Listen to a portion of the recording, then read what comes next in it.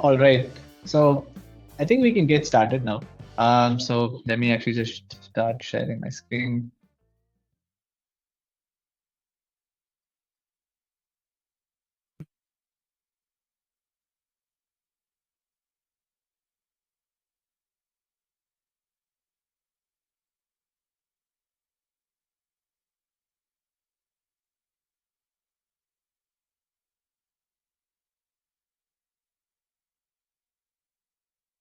All right. So welcome to the office hours by Facets case. So this webinar is to learn more about the latest features that are released in Facets, and we have our panelists here who will be walking you through them as well. Right. So let me just quickly get started. Give you an introduction to our speakers. So we have Vishnu and Ishant here, who are our senior infrastructure engineers here at Facets. And along with that, we have Samarthya, who is a software development engineer from the backend team, will be joining us as well, right? So this is just a quick overview of the latest features that we have released over the past couple of weeks at Facets. So the first would be the Canary deployments that can be done with Argo Rollout. So this is a deployment strategy that can be implemented in Facets as well. Besides that, we'll also be going through how you can manage your overrides and configurations through Git. And this is based on the principle of GitOps. And along with that, we'll also look into how Facets handles Kubernetes upgrades. And also we'll be covering how we covered a smooth upgrade to the AKS current version of 1.29 itself, right? So to start off with, I'll be handing it over to Vishnu to walk us through the Canary deployments with Argo Rollouts. Over to you, Vishnu. Thanks, Adi. Thanks for the warm introduction as well as going through a brief intro about all the features that were we have shipped out. Right. So before we jump directly into what the Canary feature that we have deployed is, like, I just want to revisit and go back to all the deployment strategies currently is available in the market today, and how each and every deployment is unique and different from each other, and then how based on what kind of deployment strategy that we can use for applications too, right? So first of all at once deployment, so it's the basic of the basics, right? You have a build that you want to push to production, and you just your code to production, and you ask it to deploy everywhere, right? So it's more of a traditional approach, and this is very fast. But as fast as it is, it has also its own risks, right? So it's very highly risky, and there is no way of rolling back easily if something goes wrong in production with the code that you have just pushed, right? So this is one. The next one would be the rolling update. Yeah, so rolling update. So this is traditionally what people have been preferring over nowadays since the adoption of Kubernetes. Like Kubernetes by default supports rolling updates and recreate, and rolling update is the one that is highly like used right now. So this is a one by one or a step by step or a percentage basis basically, right? And this is very slow, and it can be very slow for very large deployments. For example, if you have hundreds of pods, right, based on if you are doing say a percentage basis, it would take say about a few minutes to few hours also, right? So it has its own pros and cons, but most for major use cases, this is very well suited for many teams and their own applications, right? So next one, we jump on to more modern ways of deployments, just like Bluegreen. This is also something that we also support natively in Facets. So basically, like giving you a brief overview that Bluegreen is like if you have a production build that you need to push to prod, but you don't want to directly push it to prod. You just clone it in a different resource, and you allocate some kind of ingress or some associated users that you only want those features to be enabled, right? And based on that, you can decide whether you need to promote it or roll it back if it is not working for you guys, right? So this is like a more quick to roll back to, and you don't face any downtime in your production based on this. But it has its own, right? It will take a toll on your cost if your applications are huge and some or the other there are inefficiencies here and there, right? So this actually solves most of our problems. So what we do over here in Canary is that just like Blue Green, we deploy another resource, but allows us to like. Yeah, so this allows us real-time production testing without any downtime, since we are only catering a specific subset of users based on the traffic that we push, right? And this is a completely rollback safe, and if something doesn't work out, you just roll back and everything is working as intended to, right? So based on top of it, you also have monitoring metrics that you get out of this strategy, right? If you say, for example, I want certain steps that I need to do. So, for example, I want say 10% of my traffic. Then, based on certain metrics, I calculate if it is passing say out of that 80% is the pass ratio. Then I say that I want to promote to 20% traffic. So all these are basically analyzed by the metrics that Argo emits currently, and we can take data driven decisions for our deployment strategies and everything.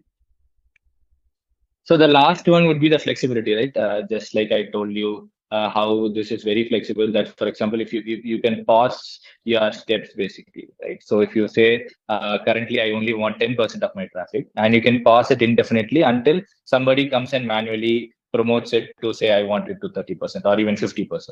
So it's completely very flexible, and based on RBACs and everything, you can say who has access to promote. Like the builds to next steps and everything. But this is the finer flexibility that Argo gives us.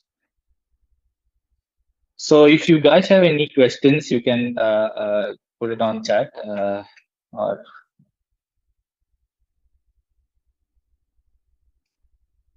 yeah, so we have a question here. How do you solve events consumer SQS flow in Blue Green?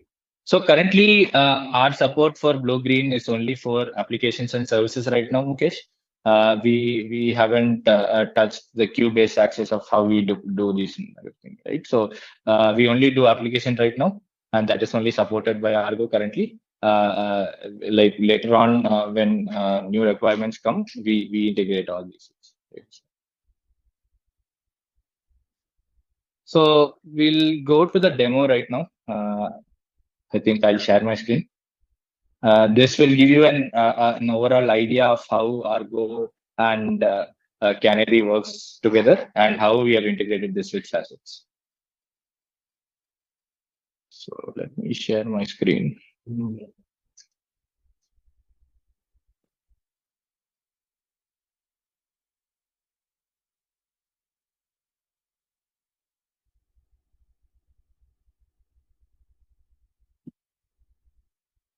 Hope my screen is visible.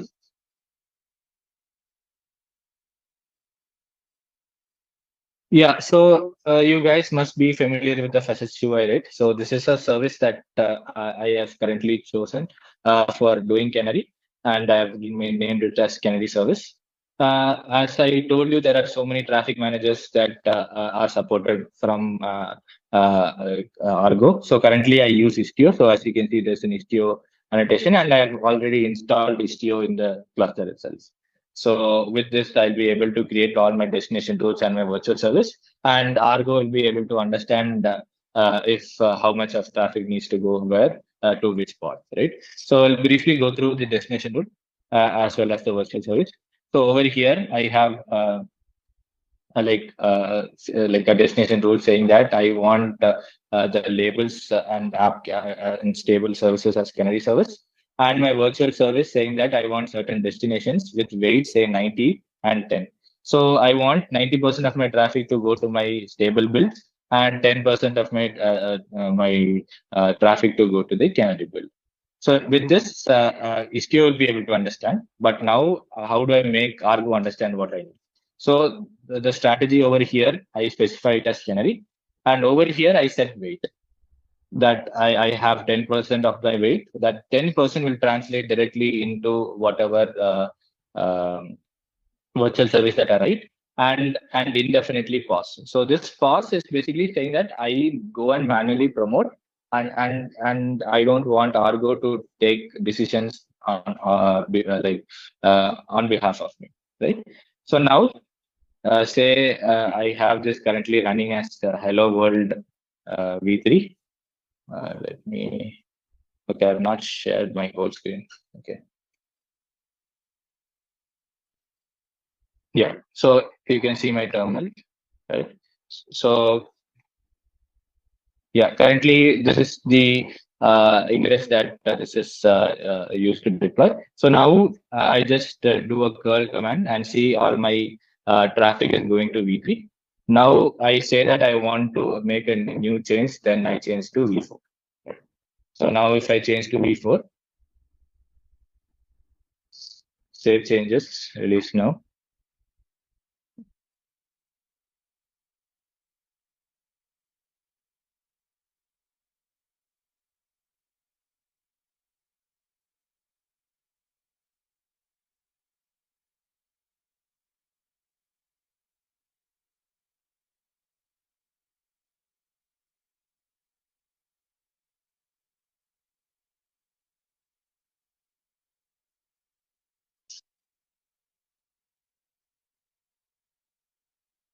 Yeah, the release is in process. So once this is done, what in the background it will happen is that Argo will say that hey, there's some new changes has been deployed, and it will create its own replica set, and it will try to manage say the stable versus the canary arrangement. So once this is the release is successful, we'll be able to see that, and from the UI also we'll be able to see what are the pods that are currently using the V2 and what is V3, right? So let's wait for a few seconds until this is done.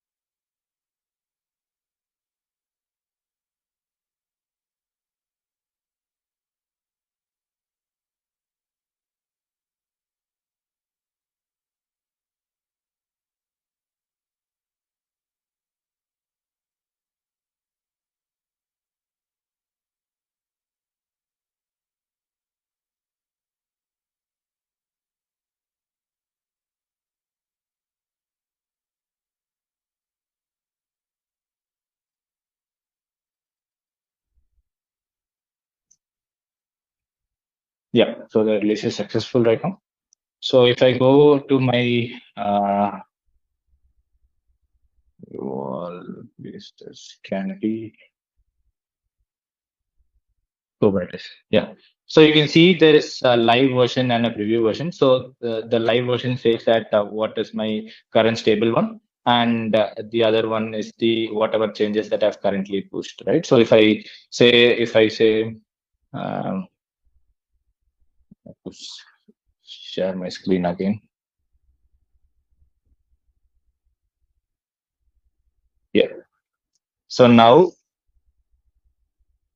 so as you can see, it's going to V4. Now it's V3. So I only say that 10% of my traffic needs to go to V4, right? So out of 10 requests, only one request goes to V4, and the rest nine goes to V3. So that's how this is happening. So everything is handled internally. You don't have to worry about it. It's all Argo and Istio that are working together to get this done. So once you say that, hey, I don't have problems in whatever canary that I released right now. Now, via the UI, there is a promote button over here. So once this promotion happens, let me share the screen. Yeah. So once you say that everything is fine and I need to promote this build, so there's a promote button over here. Once you promote this, automatically what happens is that in the background, it will create all the new pods that is for the new service, and the existing pods that are running will get terminated after say 30 seconds. So all these things are currently configurable via the JSON itself. But we have added sensible defaults right now, but you will be able to configure it by yourself also. Right, for now, this says that everything is running. Now let's wait for the other older pods to stop running, because since we have promoted it, so there's a grace period of 30 seconds currently.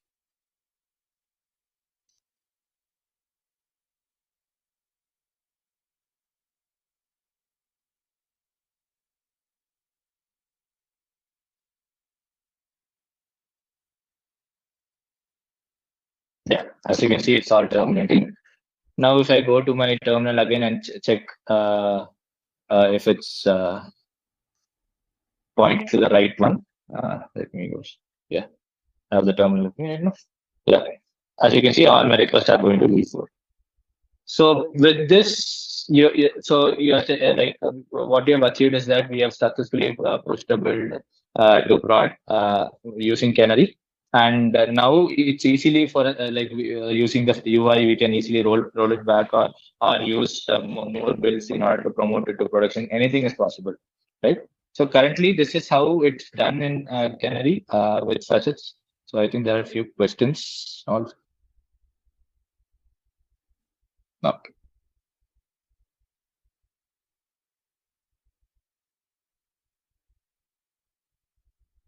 Yeah, if you have any questions, I can take it up at the end also. Moving on, over to you, Adi.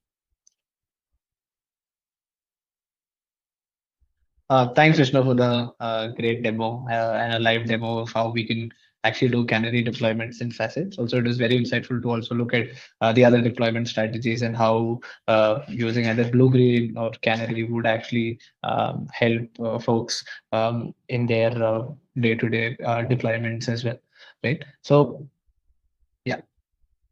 So over to the next feature. So before we move on to our next feature, which is how you can manage overrides through Git, right? So we just wanted to sort of quickly walk through what GitOps is and what the core components of GitOps looks like, right? So GitOps is a principle where you actually have your infra automations and you manage it using Git as a source of truth.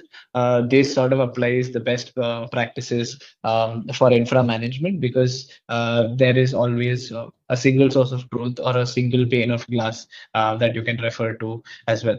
This sort of also enables teams to have consistent and repeatable infra deployments, and this we do in Facets by having sort of templates or modules that are that users can use repeatedly while for their deployments itself. Right. So just to also go through the core components of GitOps. So the core components of GitOps would be your IAC, which is your infrastructure or code, your merge or pull requests, that the changes that are being made raised as PRs, and also the CI/CD pipelines that is set in place for these automations. And besides this, again, yes, the Git would be your single pane of glass, or the single source of truth, right? So now we would walk through sort of managing your overrides to Git. So handing it over to Samatya to walk us through these. Yes. Yeah, thanks, Adi. So, as explained by Adi, your infrastructure as a code is maintained in a Git repo as a source of truth. So, this source of truth is nothing but your resources. Each resource has its own resource JSON, and this is what culminates into something what we call a blueprint. So, this blueprint is something which contains all the resources or your basic structure of the resource for an entire application to work. But as we know, the all of these resources vary from one environment to another. Let's say you have a dev environment, you don't want to have much resources, or the provisioning of resources should be very low, whereas in production you want the high number of those resources. So rather than having each IAC for each environment, we have something called overrides. This overrides is going to be an overridden value, as the name suggests, over the value that you have defined for the entire blueprint in the Git repo. Now, let me show this to you through our through our Facets UI. I'm just going to share my. I'll just go to one of the blueprint here. Let's say pet clinic. So it has its Git repo. Here starter project v1 something, and all the resources are defined inside the JSON files in the Git repo. Now let's move on here, and here you have two environments, dev and QA. And once we go inside, you can see this override status overridden, right? So these are the resources which are overridden for this particular environment, and their value differs by some parameter or some attribute. Uh, for example, let's go here in service pivot clinic.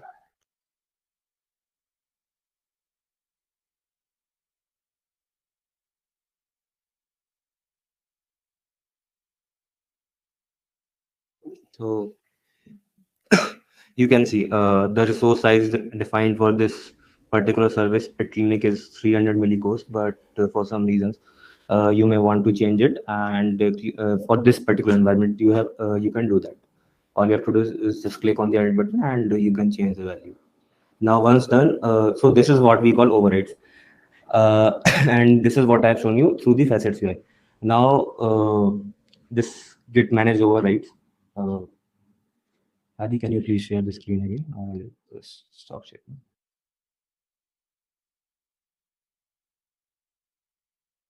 Yeah. So configuring GitOps for overrides. Now, as we all know, the developers are generally reluctant to move to a different UI. They are more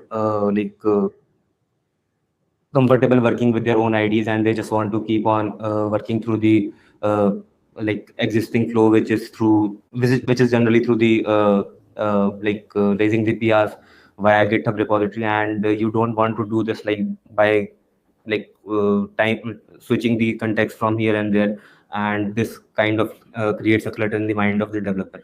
To avoid that, we came up with this feature, and what we are going to do is just create a separate repo repository where the user or the developer can simply define the change they want to, again in the same JSON format, and they can just say the PR. Another advantage of this is you will get more control over what the changes that are getting committed, and it also gives the super user or the admin more control by properly vetting the changes and making sure that the configuration and all the compliances are being followed. To enable this, all you have to do is just I'll again share the screen. Go to the project settings. So I hope my screen is visible. Here in Pet Clinic, this is the project that I was just showing you, and in this there's something called project settings. Here there's GitOps. All you have to do is just come up here and toggle this GitOps for overrides button. Once you do that, you will get two options: either to use an existing repository, maybe you have the repository created for a different blueprint, you can just use it here, or you just want a fresh start but you have an empty repository, you can do that, or you can just create a new repository altogether. So I'll just use an existing repository, and for this I'll just give the repository URL here and the branch I want to have. Now, once you click on save changes, all of your changes, like let's say this feature came in between, and you have already made some changes to overrides via our UI. These changes will be migrated to GitHub again in this new repository, so that you again have a single source of truth, following our ideology not to segregate these things and have multiple sources to manage this. And before saving changes, I'll just briefly explain about this option also, restrict changes from UI. Suppose for some reason you want to have flexible management, that all the changes go through the GitHub only. Not just GitHub, this is also applicable for Bitbucket, GitLab, and other VCS. But let's just say for GitHub, you don't want to allow the developers to directly come to the UI and make some changes, you can just click on the yes button here, and it will restrict all the changes that are going through the UI. Once you have done that, okay, save changes. You will see a message here that migration is in progress. You can just click on the button and to make sure that these are done. Once you see that, you will get a once the migration is successful, you will get a message like this. And once you go to this repository, so I hope my screen is again visible, and you can see. Let me reload this page. You can see this pet clinic. So this is the blueprint name or the project name, and you will see there are two environments, dev and QA. And for QA, if you go your service pet clinic, so like I was mentioning that here the size is changed from 500. This is also applicable vice versa clearly. You can just change the value here from GitHub, something like this. Let's you want the size to be 600 millibars now. You can commit the change. Once you do that, there's a smooth synchronization happening between the GitHub and the UI. And after a period of like say 5 minutes, you will be able to see the changes coming up again here in the overrides. So let me just move there. So yeah. Now, currently you can see it is again 500 MB. So it will take, in the worst case scenario, of 5 minute time. Or if you want this to like be readily available, all you have to do is just come up here and click on sync with Git button. Okay, it will take some time to sync.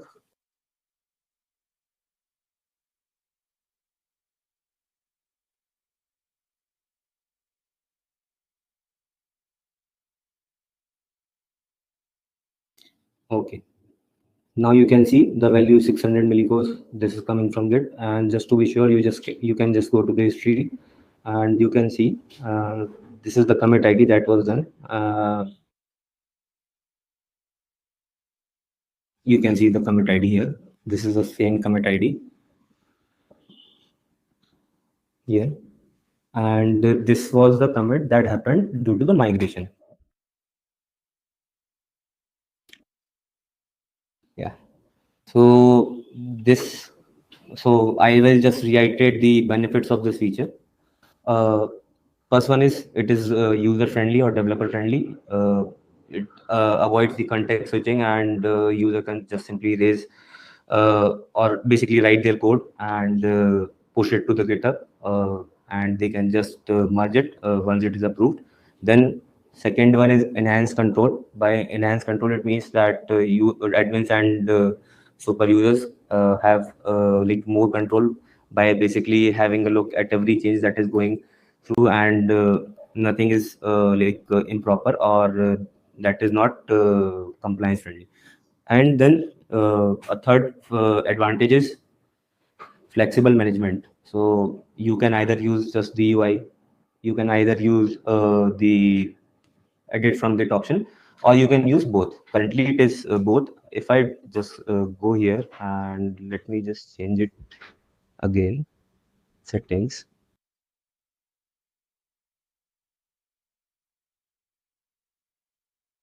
save changes.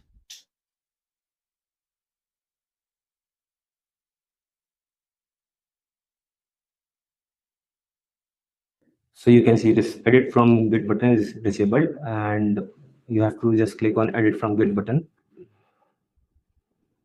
and you will be redirected to the JSON file here.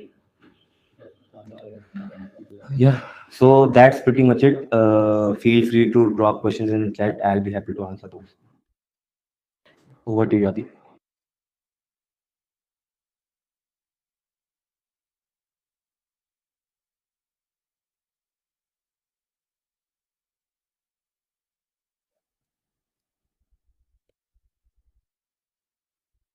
Yes, I'm just sharing my screen. Thanks, Amartya, for giving us a walkthrough of how we can manage our overrides through Git, and also what the benefits of uh, managing your overrides through Git is as well, right? So now we would be also the next sort of discussion would be around how Facets manages Kubernetes upgrades. So over to you, Ishan. Uh, Thanks, Adi. So regarding the KTS upgrade, so it is a two-step process where first the Kubernetes control plane has to be upgraded, and after that, all of the workloads where basically the Kubernetes node where the application workloads are running has to be also upgraded. So the traditional approach involves a lot of manual work, and hence there is a lot of increase in the human error since there is no automation as such. So it involves like manually creating the control plane upgrades, and there could be certain version gap risks and could involve a significant downtime, such as there could be like certain infrastructure critical components, such as a few EKS add-ons, let's say in the case of AWS, or in Google, it could be something else. So that could uh, lead to some downtime in the infrastructure. So how do we do it at Facet? So it is already included like as part of the IAC upgrade that we do. So over in that, we only upgrade the Kubernetes control plane, and uh, the nodes are not upgraded as of now, only because like there is some sort of downtime included when we do upgrade the nodes. So since it is only the Kubernetes and control plane upgrade, there is no downtime involved while we are upgrading the Kubernetes cluster, and hence the application, the infrastructure will be fully available at that particular moment. And recently, we have done the AKS upgrade to 1.29 that happened with no downtime. So these upgrades are well tested from our end and ensure like each and every component is upgraded successfully. And the reason why we do not upgrade the nodes is only because like that involves some downtime, and it has to be coordinated from the end user organization to plan these upgrades accordingly. Yeah, that is all.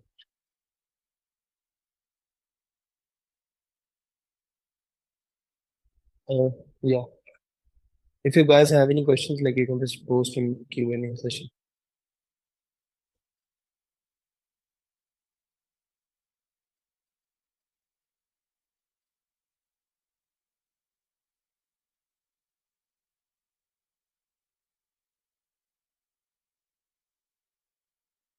Uh, cool then. Thanks guys for joining the webinar.